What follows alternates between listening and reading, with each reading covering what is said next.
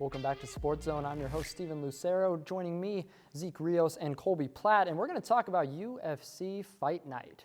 It was a pretty impressive one from Paris. I mean, we had stacked matchups. It was crazy, and there's a lot to talk about it. So, Zeke, let's just dive right in. The first fight, Nasruddin Imavov and Caio Borralho. It was a tough one, but it went the distance. How are you feeling about this one? It was a dominant performance from Imavov, let's just be honest here. I mean, he was up 3 rounds to 2, in my opinion. The judges gave him all 5. Yeah. That's a little bit of a Paris bias, I think. Right. But he did great. I mean, he went out there and put the pace on him. He put the pressure on one of the fighting nerds and gave them their second loss of their squad of 4. Yep. So he did his job. Yeah, it was an impressive job.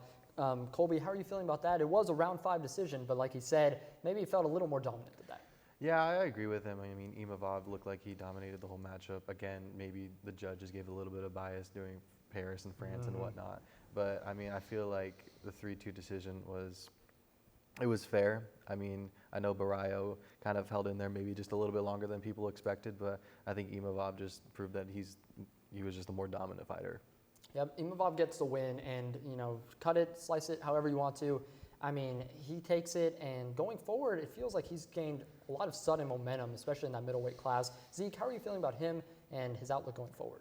I mean, he's next in line. It's obvious. He deserves the title shot next. Give it to him. But, I mean, he has someone standing in his way, the champion, Khamzat Chimaev. I mean, who's going to beat him?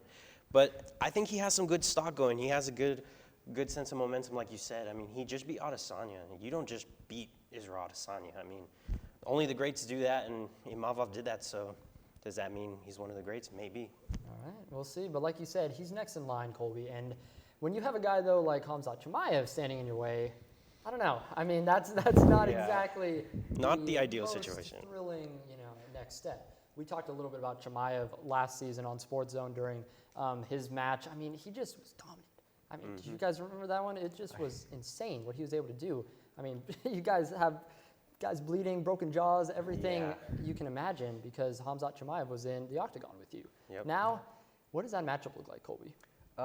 In my opinion, I know Imavov, he definitely deserves the next up, but I think it's Chimaev by whatever he wants. Okay. I think Chimaev is just way too dominant.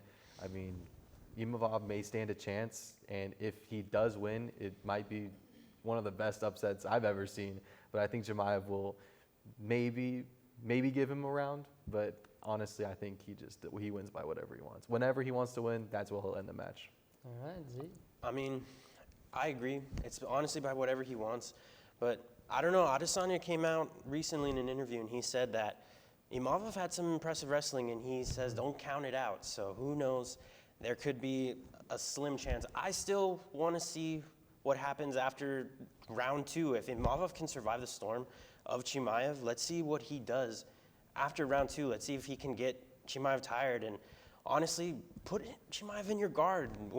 Look at Chimaev versus Gilbert Burns. He got him in his guard, and Chimaev didn't want any of it. He got up and he backed away. So if Imavov can just scramble against these Dagestani wrestlers, you will have success. You just have to be willing to accept the fact that you're going to wrestle. Do it on your terms. Exactly. Yeah, it's going to be exciting. I mean, a middleweight title bout coming up whenever it happens. It's going to be a good one. I'm going to be excited to watch. But moving on through fight night, Benoit Saint-Denis, an incredible matchup against Mauricio Ruffy. And this one, round 2 submission. A little bit quicker off that one. Zeke, how do you feel about this matchup? And going forward for the fighting nerds, that's a double loss. Yeah. It's good to see Benoit Saint-Denis back in the win column. I mean, he had himself a bit of a rough go, but he was fighting the best of the best. And I feel like the lightweight division is a little tricky. You kind of have this barrier, whether if you have it, you have it. And if you don't, you don't. You have to build the lightweight fighters slowly. And if you don't, they will crumble. I mean, Ruffy crumbled when he fought Benoit Saint-Denis. And you just got to give him a little more of a building fight before these stars. Yeah, so for BSD, that's a round 2 submission. I mean, that's a pretty tough and quick out for Ruffy. How are you feeling about that matchup overall, and what do you think is the next step for the fighting nerds? I feel like, building off of what he said, I feel like Ruffy just wasn't ready for the grappling. I feel like he had no defense for it. He had no answers for any of the takedowns. I mean, granted, he is one of the best strikers, but if you can't have no defense, You can't beat top-level grappling. It's just not possible. I think going forward, I think Ruffy definitely needs to improve his grappling because there's going to be tons more fighters that he's going to have to defend that. So if he just improves that, I feel like they can bounce back very quickly. Yeah, so for Barrio and Ruffy, obviously the Fighting Nerds, if you don't know, team of 4, those are 2 of them. A double loss in Paris. What does that mean for them and going forward, trying to bounce back potentially next week? Yeah, I mean, honestly, just because a fighter loses doesn't mean it's time for them to retire. A lot of people hop off the bandwagon so fast, and MMA is a tough sport. If you lose, just let them find their rights and get back to it. I mean, that's what they need to do. And honestly, John Silva, he's a very emotional guy. He was very upset when he witnessed Ruffy lose. That's his best friend, so he was pretty upset, but he says he fights better when he's emotional. So we'll see how that plays out this weekend. Yeah, we'll preview it in just a moment. I want to get through one more. Modestas Bukauskas and Paul Craig. And you just talked about retirements. Paul Craig, after this loss, does announce his retirement. So first, Zeke, break down the fight. Tell us what you saw. And then for Craig, retirement. Man, Paul Craig. What an interesting guy. I mean, he just, when he's ready to get knocked out, he gets knocked out. It's that simple. Honestly, it sucks to see such a legend of the game leave the sport, but it was his time. I mean, he just wasn't ready. And these young guys, I mean, if you saw that elbow, you heard it. I heard it from my house all the way in Paris. Even Michael Bisping at table side, ringside, he was wincing. Everybody was wincing. It was pretty brutal. Yeah, definitely. And it was, I mean, dominance for Bukauskas. I mean, a round 1 knockout, that's just about as dominant as it gets. So Colby, for Paul Craig, he does announce his retirement from MMA after this one. It was an emotional speech hearing from him. How are you feeling about his legacy during the UFC and MMA as a whole? I mean, yeah, his speech was definitely got your emotions up a little bit. Although I do feel like his legacy was, I'll just be honest, a little bit mid. Yeah. I mean, he was up and down his whole career. It was like he looks like he could be a top fighter, and then the next round they grab somebody off the street and be like, hey, you want to fight this guy? And then he gets knocked out by that hobo. But, I feel like even though with a 9-10-1 record, so a losing record, I feel like he still had some unforgettable performances. He beat some future now UFC champions. But then again, like, it was just too up and down. I feel like you can't say it was the best, can't say it was the worst. I feel like he's just right there with just the mid category. Yeah, I think that's fair. I mean, for Paul Craig, it's like he's a name you know. He's, like you said, almost 500. It's like sort of reminds me of Eli Manning over the course of his career. Had those 2 incredible Super Bowls, like high points, winning a fight in a way. And then, but at the end of the day, I think he was a perfect 500 throughout his career. So Paul Craig, kind of close to that. What do you think, Zeke, for his legacy overall?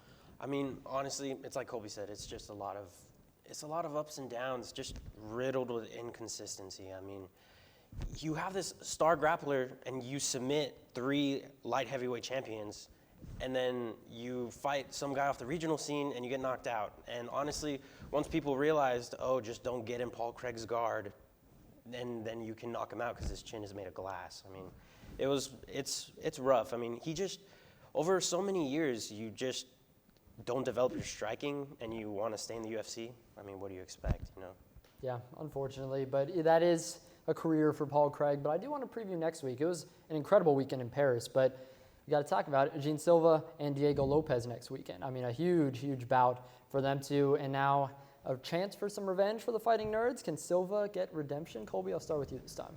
I feel like he definitely can. Okay. Redemption is definitely on his mind. I feel like there's blood in the water.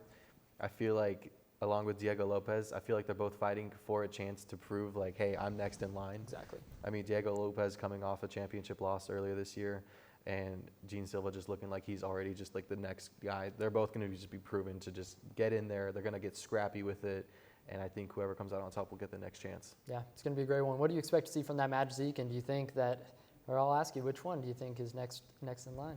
Oh boy, this one makes me nervous. I'm going to be there in person. I'm excited. Really? Yeah, okay. I'm ready to watch it. Yeah, we're going to see what goes down after that thing. But this one's rough. I mean, you have the last Ronin, Jean Silva. I mean, he has to prove himself. Like I said, he got really emotional after Ruffy lost. He was really upset. Yeah. But he says that he fights better when he's emotional, unlike most fighters. So we'll see. It's a pressure fighter versus pressure fighter matchup. But if Diego Lopez can win this. If you look at all these fight nerds, they all lost recently to pressure. If you just out-pressure the pressure fighter, you can have success. So it all comes down to who wants it more, who's going to pressure first. But honestly, after seeing Lopez struggle with the footwork, my gut is telling me that John Silva is going to out-dynamically strike him and get the win. So. Okay, you're calling it. It's going to be exciting, and I'll ask you, Colby, I mean, who does want it more? This is an interesting one because Silva, it feels like he just keeps inching closer and closer. He's getting there. Lopez coming off the loss. Real quick, predict it. Who do you think wins it? I mean, you have both of these guys. If this is the case where if you ask either one, they'll definitely say like, "Oh, I want it more." Oh, yeah. But I do feel like Gene Silva will pull out and get the victory. All right. Yeah, you heard it here first. We're going to have to see. You will be there, so you'll have to report back to us. But it was a great one. It's going to be a great one. And thank you guys for watching SportsZone. This was our season premiere. I think it was a great show, lots of fun. So make sure to stay tuned next week, or for us on Monday, but also later this week on Thursday for their show.